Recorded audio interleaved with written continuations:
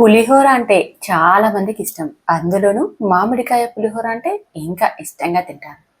ఈ పులిహోర మరీ పుల్లగా లేకోకుండా అన్నీ కూడా సమాన క్వాంటిటీలో వేసాము అంటే టేస్ట్ చాలా చాలా బాగుంటుందండి. మీకు ఈరోజు నేను పర్ఫెక్ట్ రెసిపీ చెప్పబోతున్నాను. చూసి ట్రై చేయండి.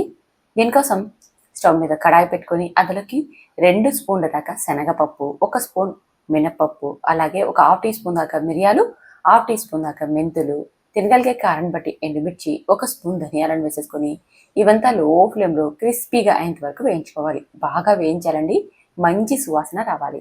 తర్వాత ఇందులోకి 1 స్పూన్ ఆవాలు, 2 నుంచి 3 స్పూన్ల దాకా నువ్వులు, 2 స్పూన్ల కొబ్బరి తురుమును వేసుకోవాలి.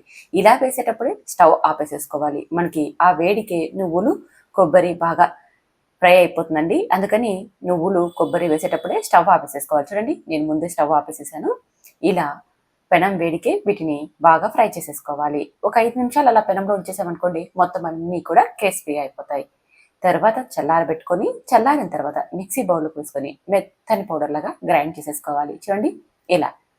ఈ పులిహోర పౌడర్ అనేది మనం మ్యాంగోలకే కాదు, చింతపండు పులిహోర తయారు చేసినా లేదా నిమ్మకాయ పులిహోర తయారు చేసుకున్నా సరే అన్నిట్లోకి కూడా వాడుకోవచ్చు.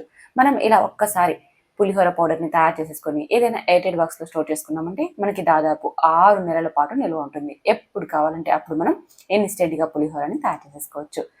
ఇప్పుడు ఈ పౌడర్తో మనం మామిడికాయ పులిహోరని ఎలా తయారు చేసేసుకోవాలో చూసేద్దాం. ఇక్కడ మామిడికాయ పుల్లటిది అయితే మాత్రం చాలా తక్కువ క్వాంటిటీలో తీసుకోండి. లేదా పులుపు తక్కువ ఉన్న మామిడికాయ తీసుకుంటున్నట్టయితే ఒక మామిడికాయ అంతా వేసేసుకోండి. ఎక్కువ పుల్లగా ఉన్నా సరే రైస్ అంత ఇష్టంగా తినలేము. మనకి మీడియంగా ఉండాలి. ఎక్కువ పులుపు ఉండకూడదు, తక్కువ ఉండకూడదు. అందుకని మీరు మామిడికాయని తీసుకున్న దానిని బట్టి ఎన్ని ముక్కలు కావాలో అన్ని వేసేసుకొని మెత్తని పేస్ట్ లాగా గ్రైండ్ చేసి పక్కన ఉంచేసేసుకోండి. ఇప్పుడు పోపు కోసం ఒక పావు కప్పు దాకా 100 గ్రాముల దాకా మనకి ఆయిల్ అయితే పడుతుందండి. కొద్దిగా పులిహోరకి కానీ లేదా లెమన్ రైస్ కానీ ఆయిల్ అనేది ఎక్కువ పడుతుంది.